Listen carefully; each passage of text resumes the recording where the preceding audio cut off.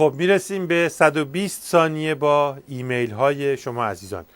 دوست گرامی امیر رمضانی، خیلی ممنون بابت شعر طنزی که در مورد انتخابات ریاست جمهوری رژیم و پیامدهای اون در رژیم تلسپیکسی آخوندی فرستادی. دست درد نکنه. احمد سیروس نوشته که تو دانشگاهی که بود که سهمیه بسیج بود، تو بیسوادی برای خودش ثبت بود. یه بار استاد پرسید که تو واحدهای وزن سنتی به 750 گرم چی میگن؟ این بسیجی بعد از کلی فکر کردن گفت نیم کیلو و نیم.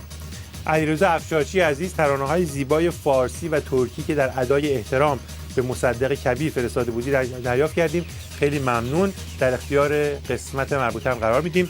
دوست عزیز کریمزاد نوشته که با تلاش نظام آخوندی روستای اونها در آذربایجان شرقی در تولید مداح و روحانی به خودکفایی رسیده و امسال تو ماه رمضان 5 تا آخوند تو یک روستا که ازش خبر داره تلمبار شده بودن که خرج عیاب و ذهاب اونها هم به عهده روستاییان بوده. دوست دیگری از احر در همین مورد برامون نامه مشابهی نوشته، منتها در پایانش گفته که خرج عیاب و ذهاب این مفتخورا رو نمیدیم ولی برای کفن و دفنشون آماده ایم. کیومرث نجیب، خیلی ممنون بابت شعر زیبایی که از فریدون مشیدی برامون فرستادی. مهران از مشهد نوشته که یه بار خبرنگار تلویزیون رژیم از یه بسیجی پرسید نظرتون راجع به چراغ راهنمایی جدیدی که توی این چهارراه نصب کردن چیه؟ اونم گفتش که با عرض سلام خدمت دستاندرکاران سیما واحد مشهد و سلام ویژه خدمت امام جمعه و نماینده مقام عظما و با یاد امام راحل و فلان و فلان، من بچه این محل نیستم.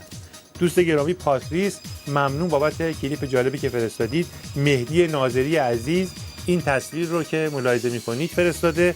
مجید از نیویورک، خیلی ممنون که طنز قشنگی به دستمون رسید. حتما به شکل مناسب ازش استفاده می‌کنیم. تو این ثانیه‌های آخری هم از بهروز و ماندانا و علیرضا و مهدی به خاطر کاریکاتورهای زیبایی که فرستادن تشکر.